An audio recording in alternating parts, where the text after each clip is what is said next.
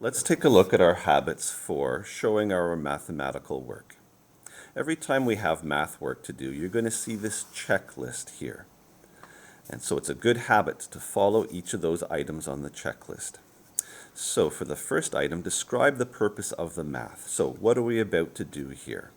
So our goal is to find Penny's speed. Okay. So we write that as a sentence. Okay, this is much easier to understand than just writing find v, find speed. We try to write it as a sentence so it makes sense to somebody who is reading the work. Now we have the complete equations. So our equation for speed is distance divided by the time. And later on, you'll just use symbols for these. We're just using words at this early stage here. So we've described the purpose of the math, and now we've written out the complete equation. Next, we're asked to algebraically isolate. So in this case, our goal is to find the speed. So this is already isolated on the left-hand side of the equation. So that step is done. Next, we have the substitution with units. So in the question, Penny was described traveling 50 meters. So we replace the word distance with 50m. Okay, so make sure we have those units in there. The m is visible.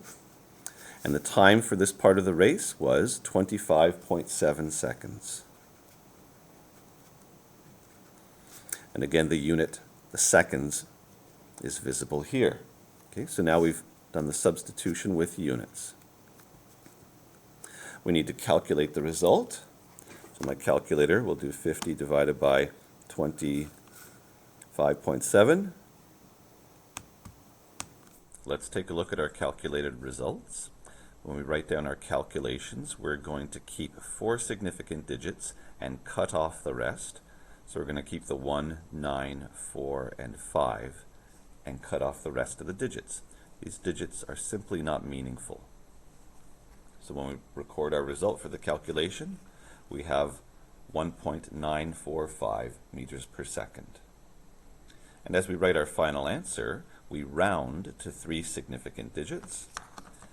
So we predict Penny's speed was 1.9, and the 4 gets rounded up to the 5. So we round only once at the end when we make our statements.